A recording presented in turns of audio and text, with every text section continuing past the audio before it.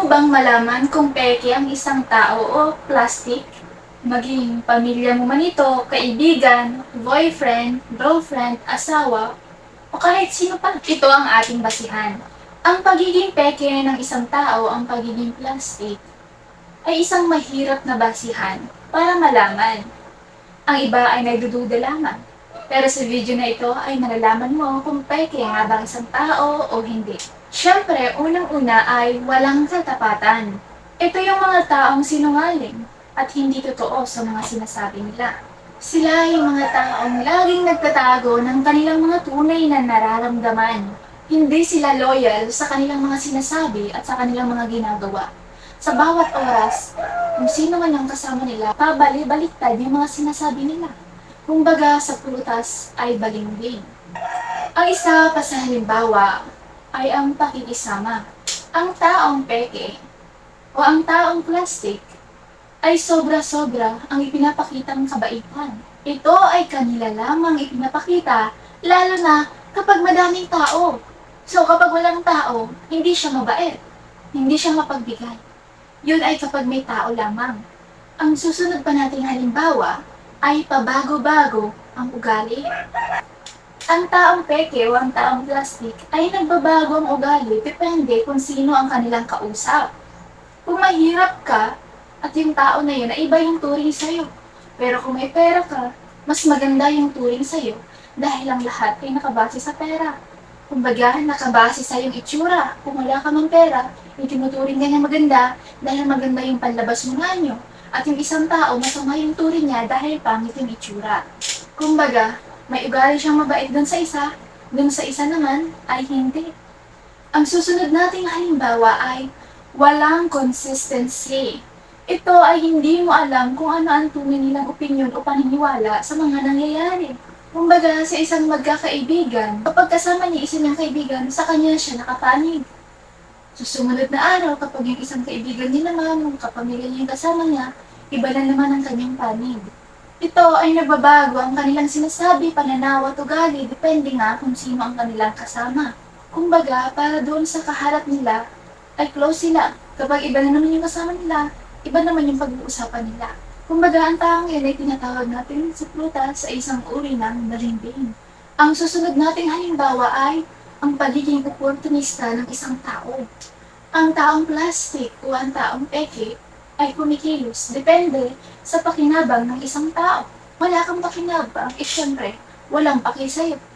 Pero kung may pakinabang ka, syempre, mayroong paki sa'yo. Yun ay isang sinyales na plastic lamang ang isang tao. Kumbaga, kung wala ka ng saysay sa kanyang buhay, wala nang mapapala sa'yo, syempre mag-iiba na ang turing sa'yo. Next nating halimbawa ay hindi tumutupad sa mga pangako. Ito yung mga taong lagi lamang nagpapromise ng kanilang mga gagawin. Kumbaga, puro lang sila promise, hindi naman talaga nila ginagawa.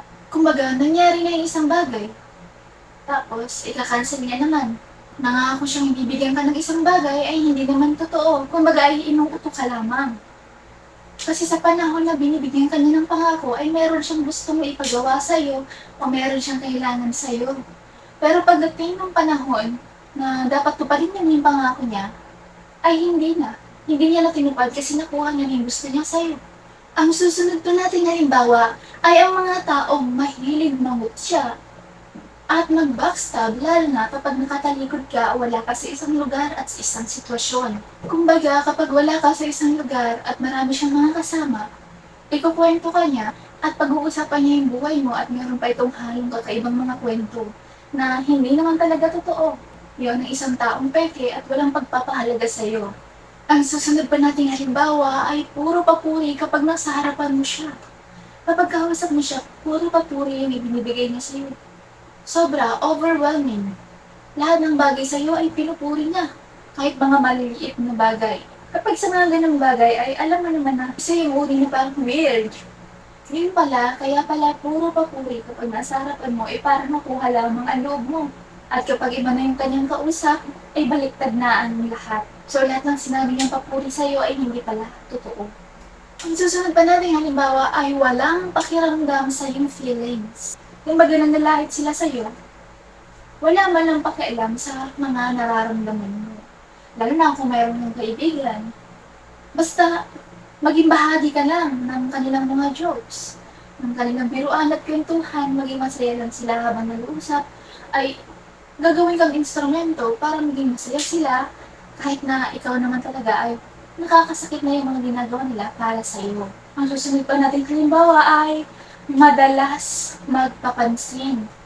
Ito yung mga taong madalas maghanap lagi ng atensyon mula sa iba. Kumbaga, nagpapalaki sila sa bawat taong nakakasama nila para yun yung maging image nila sa harap ng bawat tao na nagiging kaibigan nila. So, ginagawa lang pala yun para maging maganda ang image.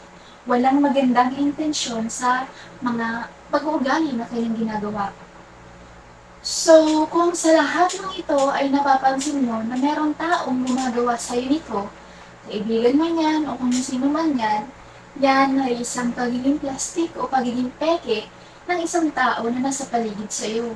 So sa video na to na nalaman mo na yung 10, dahil 10 ang ating nabanggit na mga detalye para malaman kung peke nga ba, ay mag-iingat na tayo. Huwag agad tayong lubusang at sobra-sobrang magtitiwala, lalo na sa ating mga personal na buhay. Yung lahat na ng buhay mo ay ikinuwento mo na, lahat na ng sekreto mo. Pero yung 10 signs pala ay ginagawa sa'yo. At ngayon ay alam mo na. So, malamang merong pangit intensyon sa iyong buhay. Kaya mag-iingat ka palagi. Tatandaan mo na magbigay tayo ng limitasyon sa pagkikipagkaibigan o kahit anong relasyon man yan sa ibang tao. Magkaroon tayo ng limitasyon para hindi maabuso ang ating sarili. So that's all for today's video. Kung nagustuhan mo ang video na to at nakatulong sa iyo at nalaman mo at ang ating mga psychological facts, I don't forget to click the subscribe button, like button, at i-comment mo na kung ano pa ang mga bagay at mga senyales na peke o plastic ang isang tao na hindi natin nabanggit sa video na to. Ano pang hinihintay mo? Don't forget to subscribe! Bye-bye!